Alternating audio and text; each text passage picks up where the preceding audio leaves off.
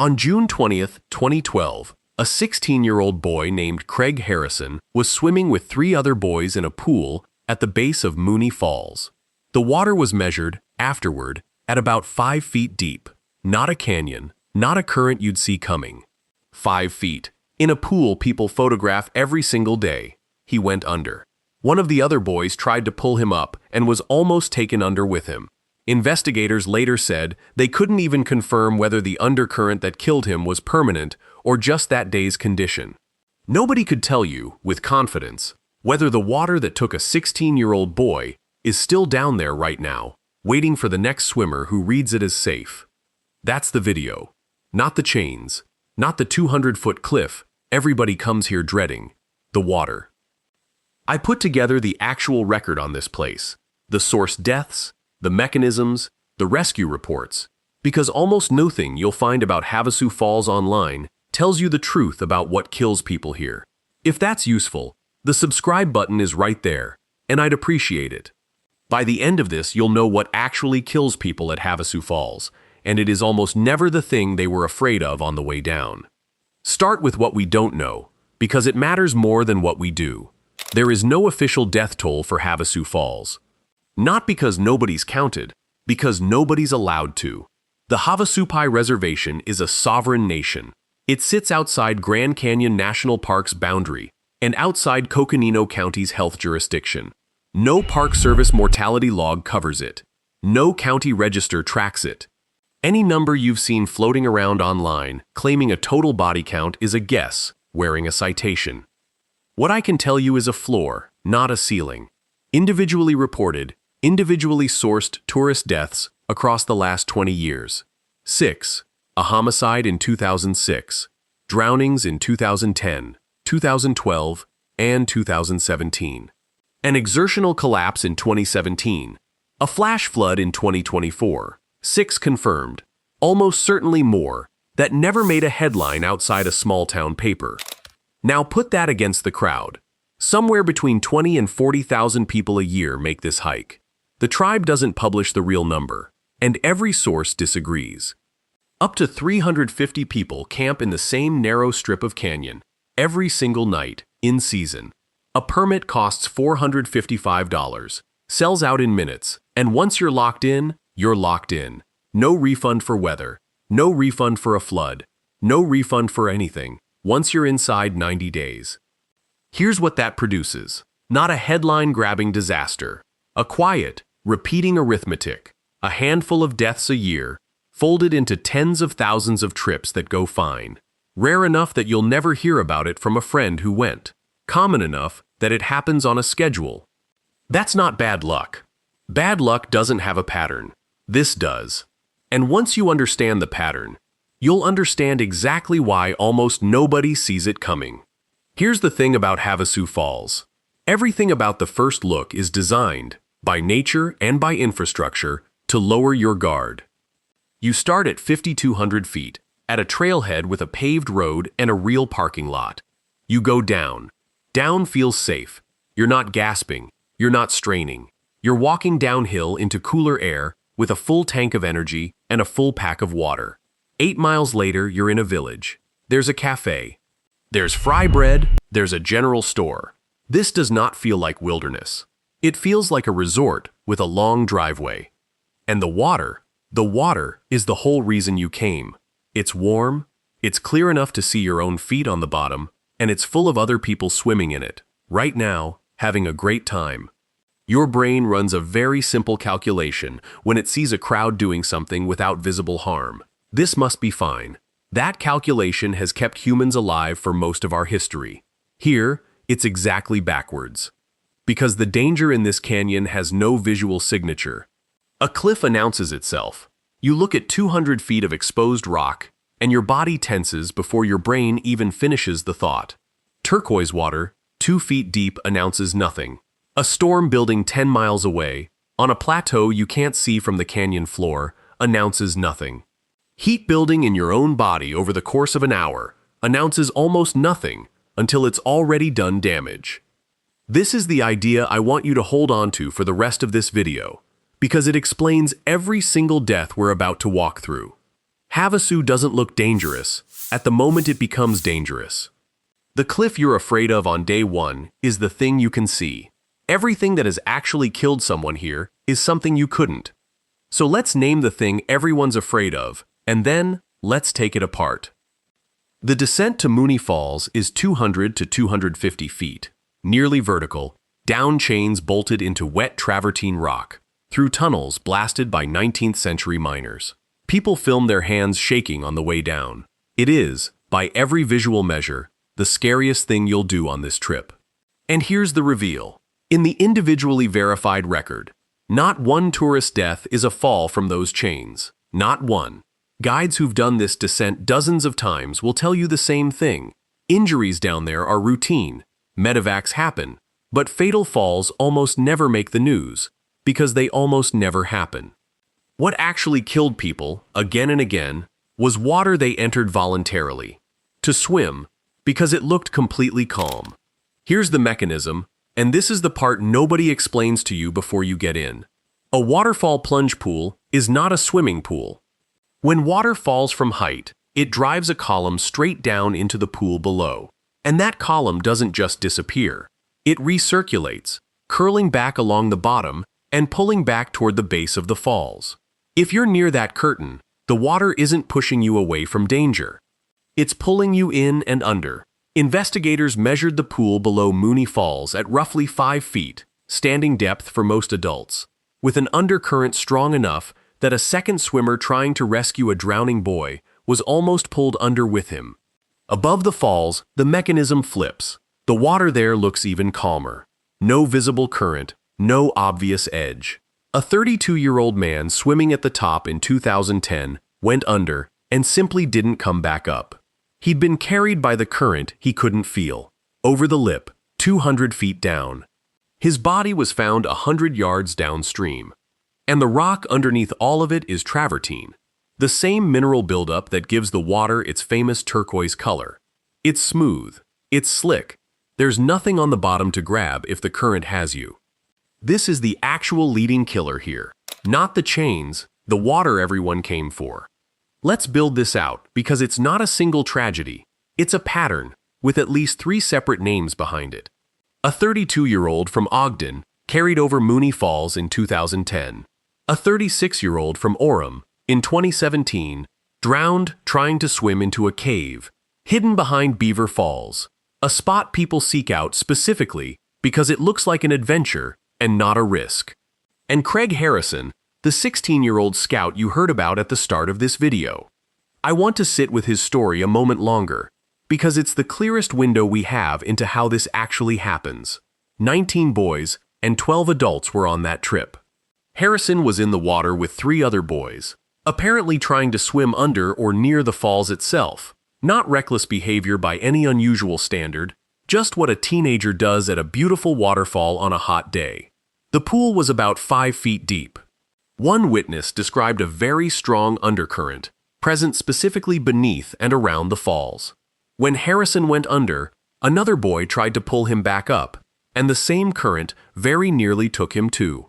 2 other scouts got trapped behind the curtain of the falls entirely and had to be pulled out by a human chain of adults. A doctor traveling with the troop attempted CPR. It didn't work. Why does this keep catching people?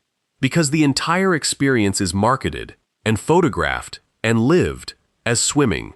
There are no lifeguards here, no depth markers, no flags for current. The signage tells you that you swim at your own risk and then hands you water that is 70 degrees, glass clear, and packed with other happy swimmers. Every visual cue your brain uses to judge safety, pointing the wrong way. This is drowning without a storm, without a flood, without warning of any kind. Just water that looks like a postcard and behaves like a machine. But there's a version of this danger that comes from much farther away, one that can reach you even when you're standing in perfectly dry sunshine. If you've ever gotten into water that looked completely calm and only afterward learned it wasn't, tell me in the comments. And if this is making you rethink a trip you've already booked, that's the point. Drop a like, because the part of this that's hardest to prepare for is still ahead. On August 22nd, 2024, Chenoa Nickerson was hiking with her husband near the lower stretch of Havasu Creek, about 100 yards above where it meets the Colorado River. It was her 33rd birthday. At around 1:30 in the afternoon, a flash flood hit. Both of them were swept in. Her husband was pulled out by a group of rafters. She wasn't found for 3 days. A commercial river trip discovered her body more than 20 miles downstream. She was not wearing a life jacket, which, in fairness, is not unusual. Almost nobody swims Havasu Creek in one. Here's the detail that should genuinely bother you. National Weather Service data shows the storm that killed her formed as much as 10 miles away. People in the canyon that day described barely getting rained on. The rain fell somewhere else, on a plateau you can't see from the canyon floor, and the water traveled down through narrowing rock into the same channel Nickerson was standing in. That's the actual mechanism of a flash flood here, and it's worth understanding precisely. Monsoon storms drop an inch or two of rain in under an hour and a half onto rock and hardpan that barely absorbs anything. That water doesn't soak in. It runs, and as the canyon narrows, it concentrates, gaining depth and speed with every 100 yards. In a documented 2018 event, the creek gauge recorded a 4-foot rise in under an hour. Downstream, near the Colorado River, the rise was 8 feet. And here's the part that turns this from dangerous into genuinely trapped. There's no cell signal across almost the entire reservation. A flood warning issued by the Weather Service cannot reach you where you're standing. In that same 2018 event, the flood hit the campground around 7:30 in the evening, and the first call reporting it out of Supai didn't reach dispatch until 10:30, 3 hours after the water had already arrived. You can do everything right and still be standing in the wrong 500 yards of canyon when a storm you never saw decides your afternoon.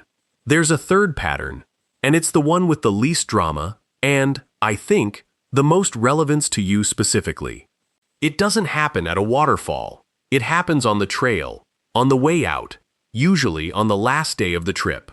Michael Sproul, 32, from Provo, was hiking out of the canyon with his wife and their group on July 1st, 2017. He said he felt sick. He collapsed. The other hikers got him onto a horse and moved him toward the trailhead, where bystanders began CPR. He was flown to Flagstaff and pronounced dead. The sheriff's office, months later, still hadn't confirmed a cause. Their own spokesman said it plainly. We don't know if it was heat exhaustion or cardiac arrest. That uncertainty is the story. Nobody ever closed the loop on exactly what killed him. It didn't need to be exotic to be fatal. Here's why the trip is structured against you without your noticing. You go in fresh, downhill, in the cool of the morning, carrying a full pack. You come out on day 4, tired, underslept, dehydrated from days in the heat, climbing roughly 2,000 feet back up to the rim, later in the day than you planned, because everyone leaves later than they planned. Heat stroke, when it happens, doesn't announce itself as a fever. It shows up as loss of balance and confusion, the exact faculties you need to recognize you're in trouble, failing at the exact moment you need them most. And there's a second version of this trap that looks identical from the outside, but requires the opposite treatment. Drinking too much plain water dilutes your sodium and can trigger seizures. One condition needs fluids. The other needs you to stop drinking them. Getting it backwards can kill you either way. There's no water source anywhere on the 8 miles between the trailhead and the village. You carry what you brought, and you hope you judged it right. We should close the loop on the chains, because they deserve one honest data point before we move past them. In March 2026, a 62-year-old man descended Mooney Falls without any trouble at all, and then slipped at the very bottom, after the hard part was over, and fractured his spine on a rock. His daughter, who documented the rescue, said something worth repeating. A moment of clumsiness became a survival situation. He survived only because Grand Canyon National Park's search and rescue team happened to have the rope skills to reach him. A short-haul extraction, rescuer, and patient suspended together beneath a helicopter on a reservation outside their normal jurisdiction. His daughter said they were about an hour from having to spend the night at the base of the falls. Had it happened further downstream, toward Beaver Falls, she said, no helicopter could have reached him at all. That's the honest shape of the chains. Real risk, real injuries, a line of people waiting up to 2 hours some days just to climb back up through the mist. But as a cause of death in the verified record, it sits nearly empty, while it absorbs almost all of your fear before you've even reached the water that actually kills. One more mechanism, and it's the quietest one, because it doesn't kill by itself, it just removes your margin for everything else. In June 2024, dozens of visitors came down with what public health officials confirmed was norovirus. Witnesses estimated around 400 people were camping at the time. Some were too weak to hike out and paid for a helicopter flight instead. Nobody thinks of a stomach bug as a wilderness hazard. But picture it stacked against everything you've just heard. You're dehydrated already. You're facing an 8 to 10 mile climb of 2,000 feet in desert heat. And now you're also losing fluid and electrolytes faster than you can replace them.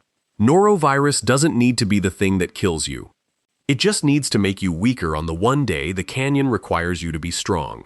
None of these causes operate alone, and that's really the point of walking through all 5 of them back to back. The heat doesn't need to be extreme if you're already dehydrated from being sick. The flood doesn't need to catch you swimming if it catches you exhausted, 3 miles from high ground on legs that are already failing. The undercurrent doesn't need to be violent if you've already spent your judgment on the hike in. This is what the environment actually does, and it's not dramatic in the way a single catastrophe is dramatic. It quietly strips away your margin for error, one factor at a time, until an ordinary mistake, swimming a little too close to a falls, drinking a little too much water, starting the hike out a little too late, becomes the last mistake. Havasu doesn't look dangerous at the moment it becomes dangerous. That's not a metaphor. It's a description of every single cause we just went through. The cliff you feared is the one place that hasn't killed anyone. The water you trusted, the sky that looked clear, the trail that felt easy on day one. Those are the places where the record actually lives. Here's what almost nobody accounts for before they book this trip. Your own brain is working against you, and it's working against you in ways you can't feel from the inside. Heat degrades judgment before you notice you're impaired. That's not a turn of phrase. It's a documented clinical pattern. In extreme heat illness, the same organ deciding whether to keep walking is the organ being damaged. Confusion, loss of balance, altered thinking, these arrive before the obvious symptoms, which means the version of you deciding, "I'm fine, I can keep going," is frequently the least reliable witness available. Then there's the trap that looks identical from the outside, but demands the opposite response. Heat exhaustion and dangerously diluted sodium present almost the same way: nausea, dizziness, confusion, but one needs fluids and the other needs you to stop drinking them. Get the diagnosis wrong on yourself, in the field, with no one to check your judgment, and your instinct to fix the problem can make it worse. Now add the money. A permit here costs $455, sells out within minutes once a year, and is effectively non-refundable if anything goes wrong within 90 days of your trip, including the weather itself. That's not a mood. That's a financial structure. Turning back isn't just emotionally hard here. It's priced.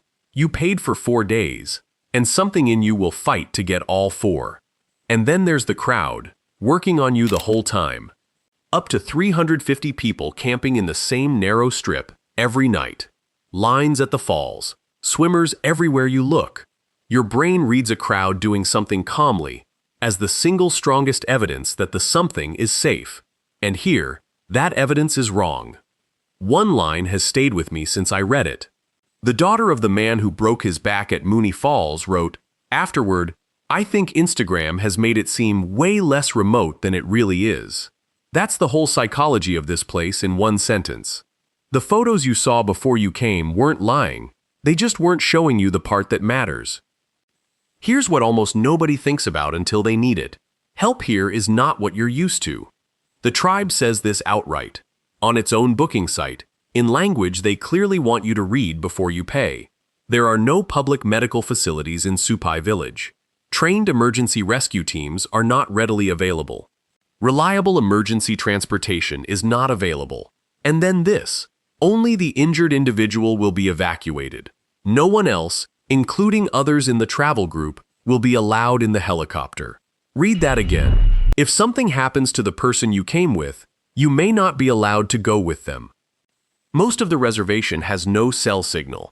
Not spotty, absent. You cannot call for help from most of the places where help would be needed. There's no check-in system for the Mooney Falls descent either. Nobody counts who went down the chains, and nobody checks at sunset whether they all came back up. The scheduled helicopter, the one that flies 4 days a week for $300 a person, cannot be pre-booked and gives tourists last priority behind tribal business. The tribe's own advice is, don't rely on it. When rescue does work here, it's genuinely extraordinary, and that's exactly why it's rare. The 2026 extraction at Mooney Falls required Grand Canyon National Park's specialized short-haul team, rescuer and patient hanging together beneath a helicopter on a line, because of the specific rope skills the terrain demanded. Park officials confirmed that team had last been called onto this reservation 2 years earlier, in 2024, the same year a flash flood killed Chenoa Nickerson. That flood exposed the deeper problem. A warning system for this exact canyon was designed in the 1990s and sat unfinished for over a decade. A tribal hazard plan in 2022 proposed fixing the stream gauges and installing a siren. Federal funding for it, $933,000, was granted in July 2024, 1 month before the flood that killed Nickerson. The place is beautiful and remote in the same breath, and remote is doing a lot of quiet, dangerous work in that sentence. So, who actually dies here? This is the part I think you need to sit with, because it isn't who you'd expect. Across the individually verified deaths, the ages are 16, 32, 32, 33, 34, 36. Every one of them under 40. Not the elderly, out-of-shape stereotype people picture when they imagine a hiking death. Young, capable people at the peak of their physical lives. Sproul's friends described him as someone who'd handled the Inca Trail without any trouble at all. The 62-year-old at Mooney Falls, per his own daughter, was in great shape and had descended the chains cleanly before the fall that broke his spine. Harrison was a 16-year-old on a group trip with adult supervision, swimming with friends in a pool that looked exactly as safe as it was supposed to. None of them were outliers. None of them ignored an obvious warning sign or did something a reasonable person wouldn't do. They were fit adults, doing the exact activity this permit is sold for, in the exact places it's sold to visit: the falls, the plunge pools, the trail out. Sproul's own trip was described, by the people who loved him, as a bucket list item. That's not a coincidence. That's the entire audience this canyon draws. And that's the finding underneath everything in this video. The people who die at Havasu Falls are not the reckless ones. They're the moderately capable ones who slightly overestimated themselves on a trip that was engineered by heat, by distance, by a permit system that punishes turning back, to make that slight overestimation cost more than it should.